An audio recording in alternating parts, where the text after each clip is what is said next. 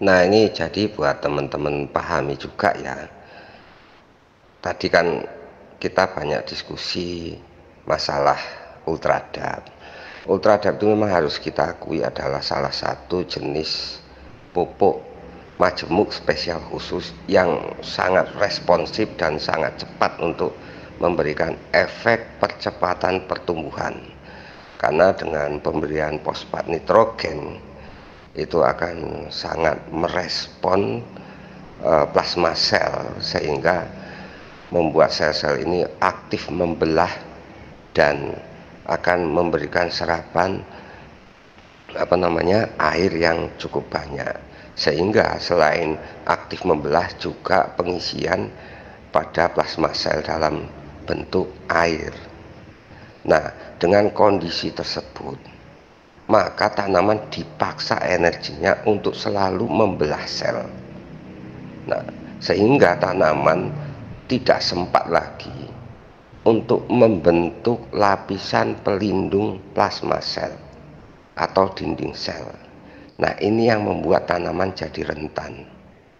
Nanti teman-teman kalau mau buktikan, ketika nanam cabai, nanam tomat, nanam bawang, nanam apapun ya, tanaman unggulan yang punya nilai tinggi dan punya resiko yang juga tinggi, apabila sudah ada gejala penyakit-penyakit yang dianggap berbahaya seperti keriting virus, kresek, downy mildew, powdery mildew, kemudian trotol, ada lagi sundep, gerandong, boler, kemudian layu fusarium, layu bakteri, terus diaplikasikan semprot atau kocor ultradap, itu nggak sampai seminggu ada pertambahan percepatan infeksi penyakit tersebut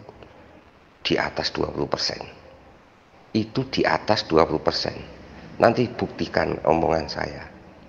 Ya karena tanaman lebih terfokus untuk bertumbuh karena dipaksa pembelahan selnya, sehingga dia energinya untuk pembentukan imunitas dan memperkuat lapisan dinding selnya jadi terabaikan, karena semua terporsir pada percepatan pertumbuhan. Maka secara hitungan matematika saya, apabila teman-teman berani menggunakan ultradap, karena ultradap ini kan bahannya belum mateng ya, artinya dia harus melalui proses sehingga menguras energi tanaman. Nah, misalnya aplikasi ultradap disemprotkan atau dikocorkan, itu perbandingannya 1:4. Jadi sekali kita aplikasi ultradap harus dikawal dengan 4 kali aplikasi pestisida untuk bisa mengimbangi itu.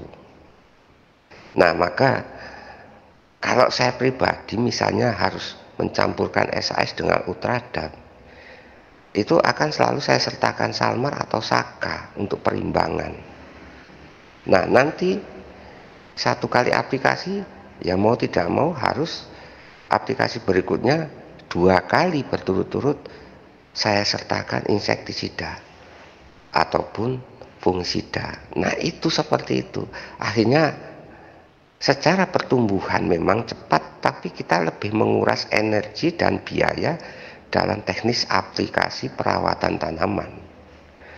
Nah, saya kan segala sesuatu itu saya hitung dan saya rangkum dalam data dan angka, supaya saya bisa menjelaskan dengan logika berpikir dan secara akuntabilitas, artinya semua terukur gitu, tidak sembarangan ngomong. Tapi bagi teman-teman yang sudah merasakan, pasti dengan apa yang saya jelaskan sekarang akan mengiyakan atau akurlah dengan apa yang saya omongkan. Memang aplikasi ultradap apalagi dicampur dengan top SAS, itu luar biasa perkembangan tanaman dalam hal bertumbuh, terutama untuk organ vegetatif, baik pembentukan anakan, pembentukan daun, batang, dan akar. Sehingga karena agresivitas pembentukan organ vegetatif tadi, tanaman menjadi kekurangan energi untuk pembentukan imunitas dan kerangka kekebalan serta dinding sel tanaman. Nah, semakin subur tanaman ya semakin rentan penyakit. Ya semakin gemuk sapi ya semakin mahal harganya, semakin banyak dagingnya, semakin enak dimakan daripada sapi yang kurus. Kalau sekiranya jenengan jadi virus, jadi hama, jadi jamur, jadi bakteri, kira-kira milih tanduran ling lemu apa ling kurus? Semakin gemuk badan kita itu, apalagi jarang olahraga, ya semakin mudah terserang penyakit. Mudah-mudahan apa yang saya jelaskan ini bisa dipahami.